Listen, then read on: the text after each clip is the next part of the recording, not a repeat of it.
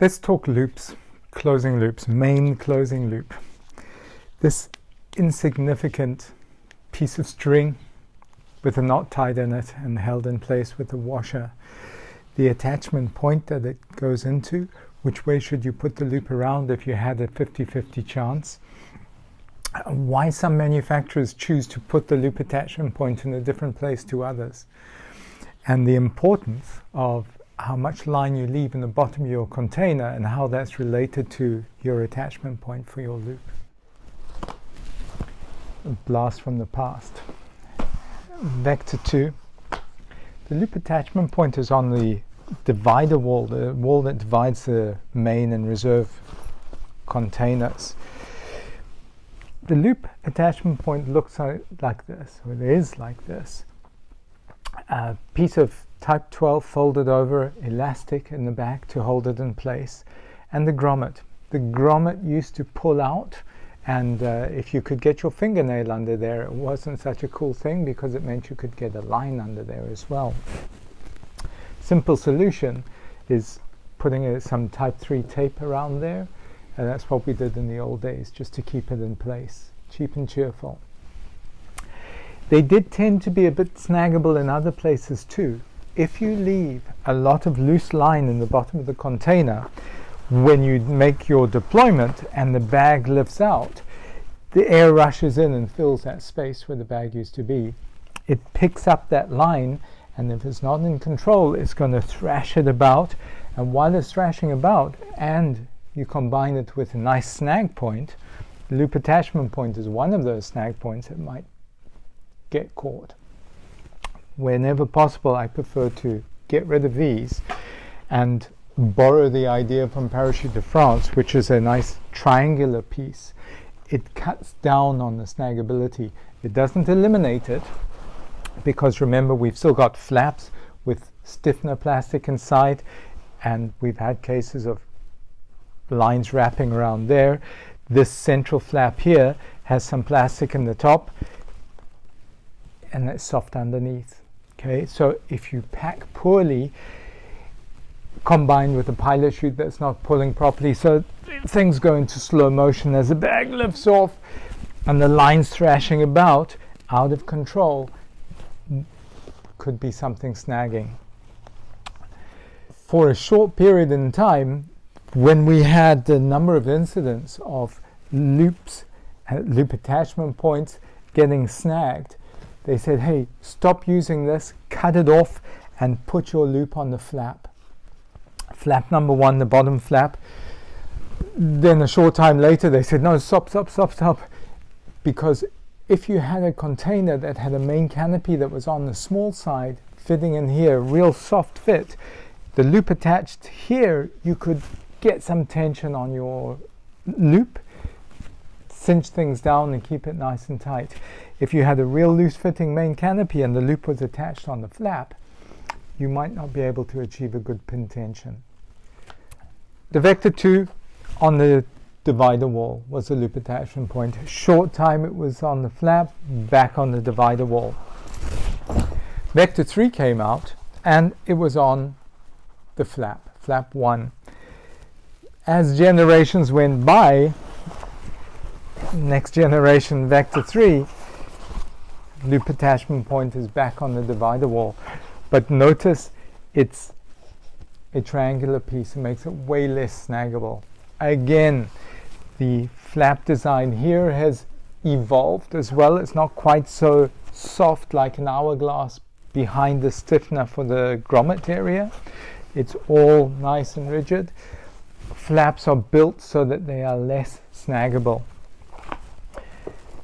It doesn't mean that we can pack rubbish though. We want to keep packing with 40 centimeters from the top of the risers to the first elastic on your bag. There's some variations depending on the length of your risers, the size of your container, but you certainly don't want to be having 1.50 m, 1.80 m of loose line in the bottom of the container, because as this bag lifts out, the air rushes in and thrashes about, mixing a cocktail with whatever's in here. Here's the Parachute de France Atom. They chose to put the loop attachment point right on the bottom of the container. A lot less snaggable. However, they still had snags. Combination of poor packing, too much loose line in the bottom of the container. Debatably, this flap was not really secured properly inside the structure.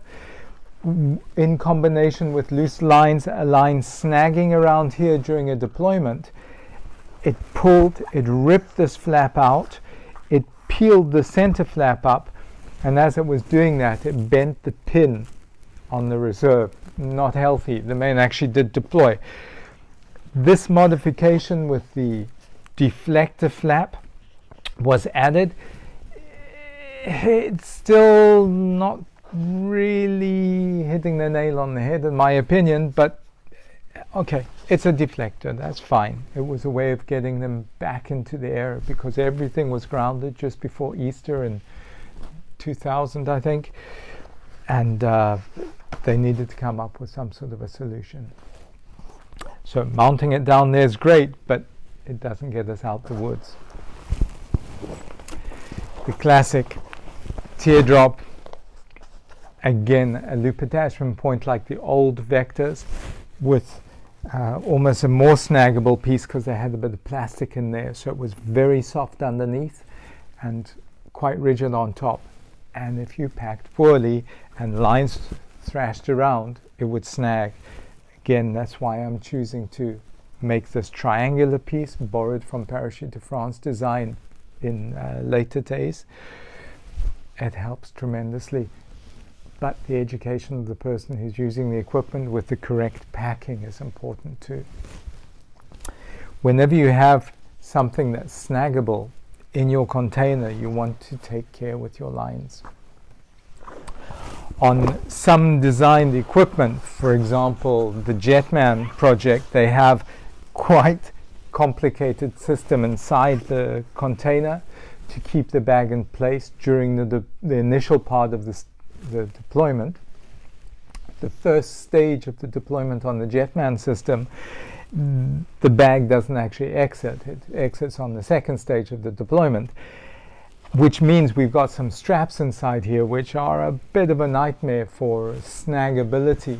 So on those rigs, down in the bottom corners, we've got little attachment points that we put elastics on, cut the elastic in half so it's half power, and the very first stow, the lines come down from the risers and they are stowed in the bottom corners and then go to the bag. So as the bag lifts out, nothing is left to chance to thrash about.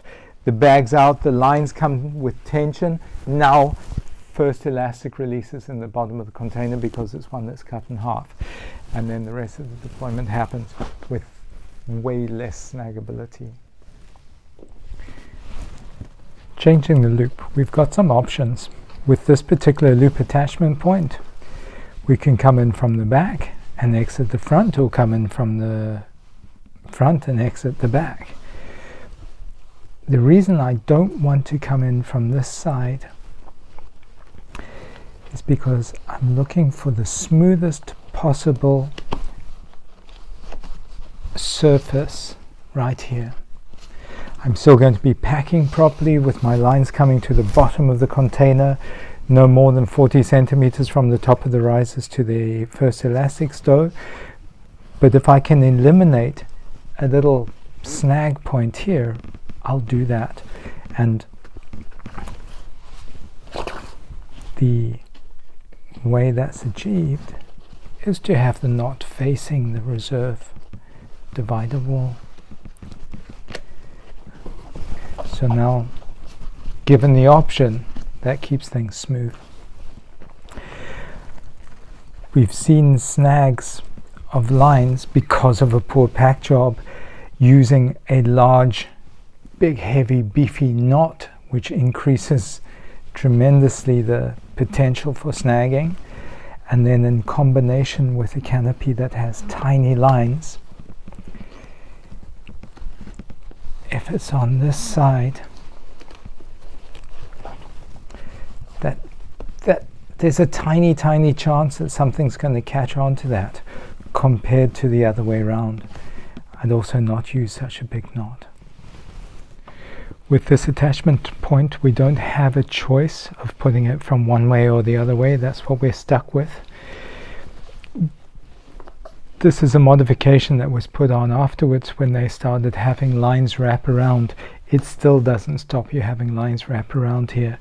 It will stop you having a line catch on the grommet for sure, but keeping this as low profile as possible will assist, in conjunction or in combination with keeping your lines nice and as tidy as possible.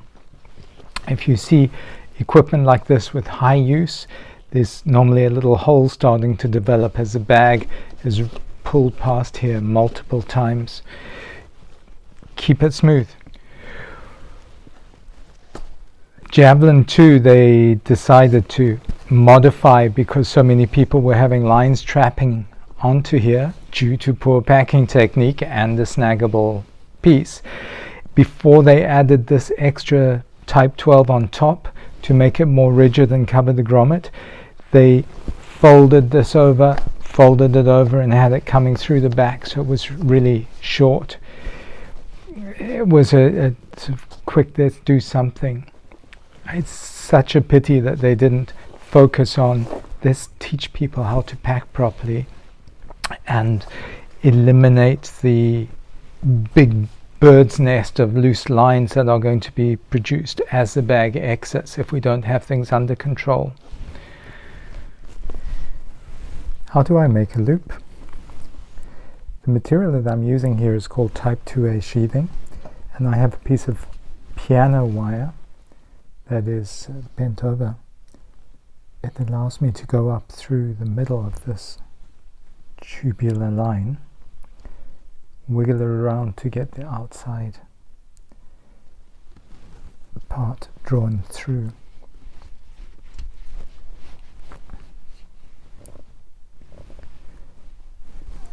The size that I'm making that is just enough to get my pull-up cord through. Both of the ends are coming out the bottom. I can snip it off and melt the ends. And I'll introduce a simple overhand knot in the appropriate place. And add my washer, the retaining ring. That's it, I'm ready for action. Depending on your pack job, depending on the climate actually, if it's humid or dry, the volume of your parachute will change a little, so you might find you want to adjust that. Loosen the knot up, move it along, and shorten it or lengthen it.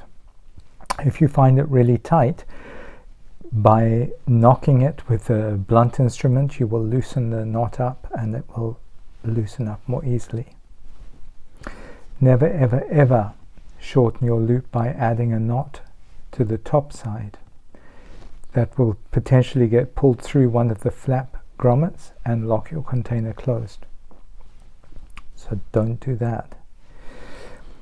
If you don't have a washer with a perfect internal diameter, you could have smaller than this as well. It's a little bit more tricky to load, but they work.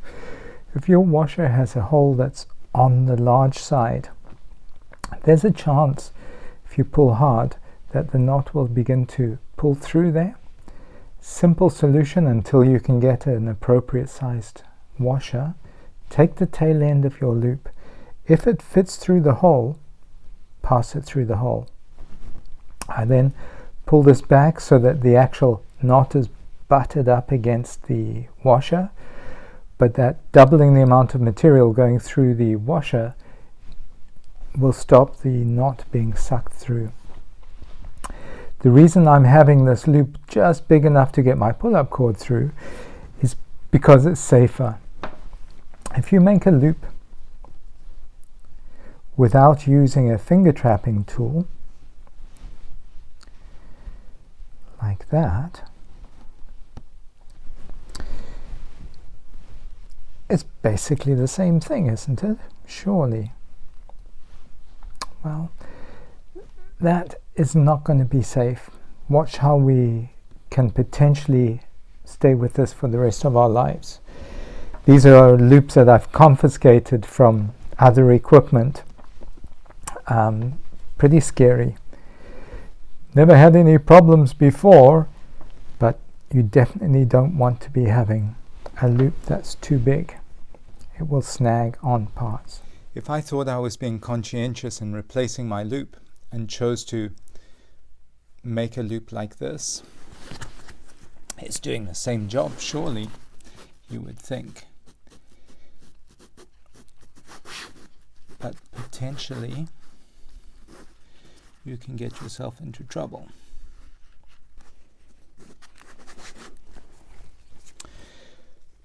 So when you have a loop of this size, one of the dangers is, as you're packing without realizing it, it does that.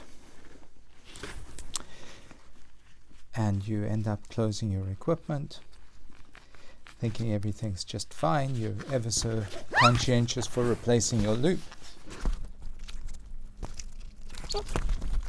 Everything looks just fine from the outside.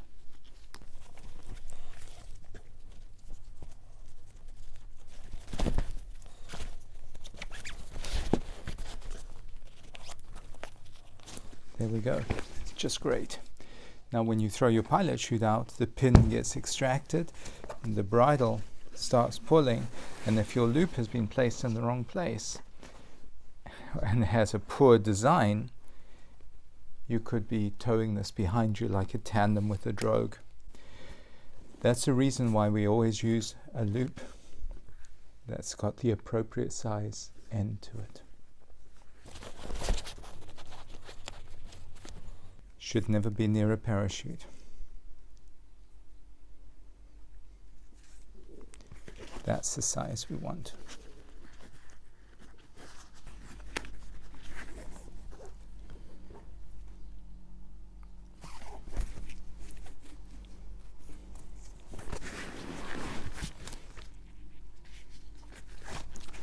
So, here we go.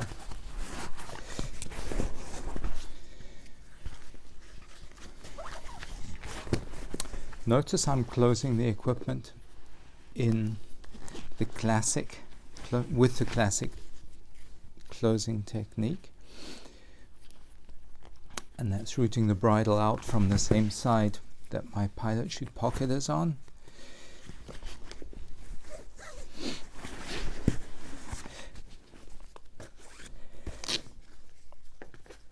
This is a container that still has a piece of matching Velcro.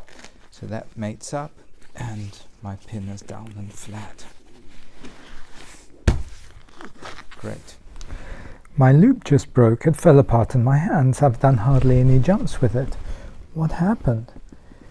If your loop breaks while you're packing, it breaks my heart. It shows that you haven't been properly educated on how to take care of your equipment. This apparently insignificant component is holding the game together for you.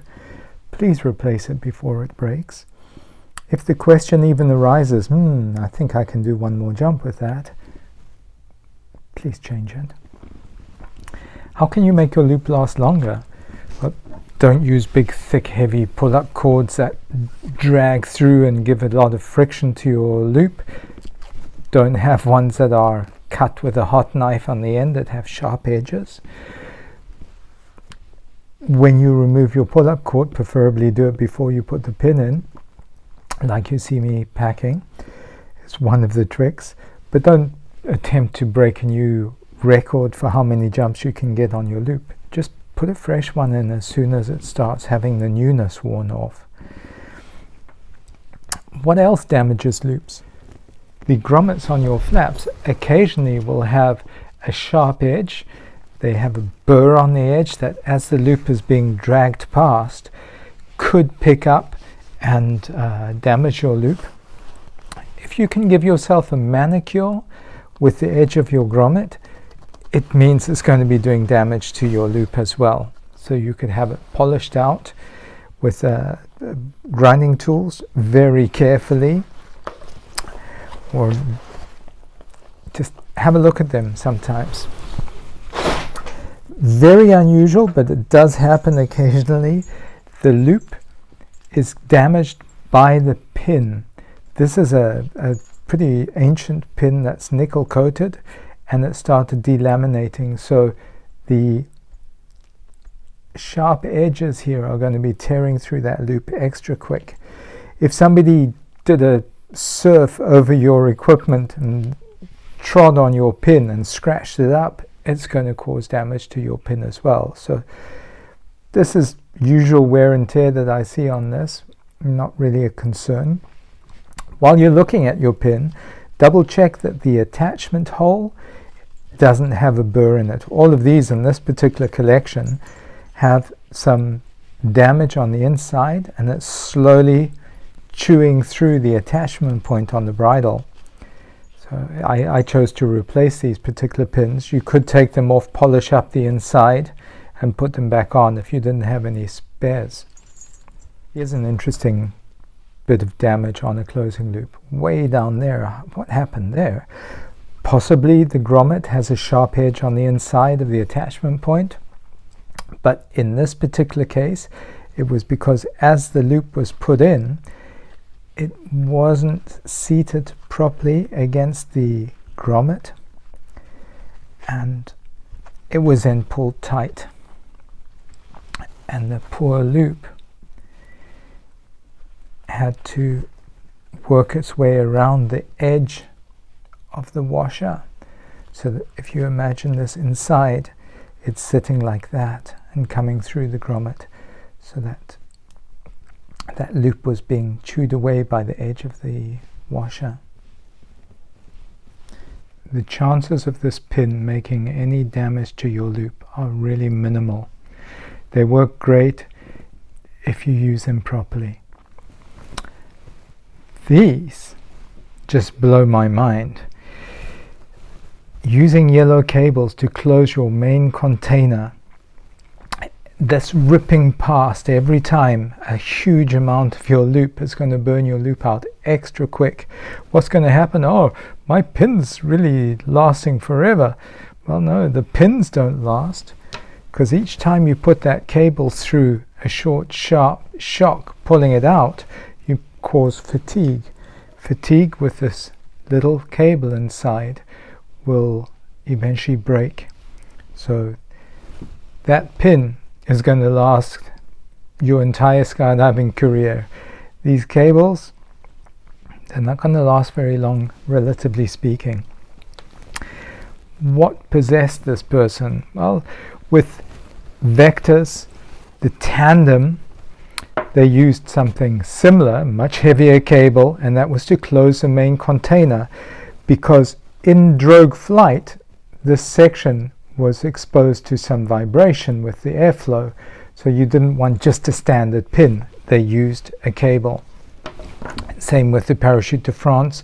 They're using monofilament cables. We use a different type of material for the loop. I'm using a Dacron, and the Dacron is actually lubricated to cut down on the friction as these pull out, and they do need replacing occasionally, but they handle the fatigue way better than steel cable. So if you're choosing to run one of these thinking you're being safe, have a look at the reason for having a small piece of Velcro on your bridle to allow the pin to be extracted. So if you've got a long yellow cable, you're going to need a lot more bridle exposed, potentially flipping out and getting caught on something. So I really think these are a step backwards in your safety. Give me a good reliable pin. How long should I make my loop? Which direction should I face the pin? Make the loop the appropriate length and fit the pin in a way that it's comfortably seated. If anybody can ever tell me why the smiley face is so important, please let me know. But if my pin is attached to the bridle like that, that's the way it's going to sit.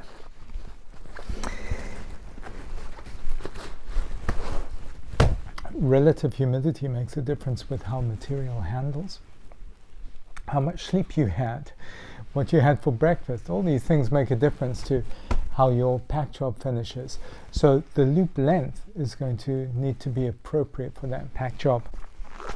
Obviously, nice and firm. You don't want to have to use hydraulic tools to get your equipment closed. But having it so tight that you need to use hydraulic tools is not going to make you that much safer. The resistance of the pin on the loop is, even with a nice tight closing loop, is still not that high. What's important is you have good pin protection, and almost more importantly, you remember what you're wearing on your back. You've lived your entire life knowing where your boundaries are, where your limits, your elbows, the top of your head, your toes. If you're moving around inside a china shop, you can normally get in and out without breaking too many plates and cups. You know where your limits are. You can squeeze past. You manage. You know your back. You put a parachute on your back. You have the stress of the altitude, the jump run, getting ready for exit. You see a gap and you go for it because you know your body fits, and you forget that you're wearing a parachute. You don't compensate that extra 30 centimeters you need for clearance. So scraping your back across one of the sections of the aircraft might just dislodge the pin. Whether you've got a loop that is adequate or a little bit tighter than necessary, protect your gear. Know what you're wearing. Thank you for watching. That's all for now on the simple loop. Whether you run a long one or a short one, keep them snug, give them the respect they deserve. If you found any use in this video, give it a thumbs up, please. And if you thought it was rubbish, give it 2 thumbs down. Leave some comments below. Consider subscribing or tapping the notification bell. It lets you know if I ever get around to making another video. Until the next one, all the best.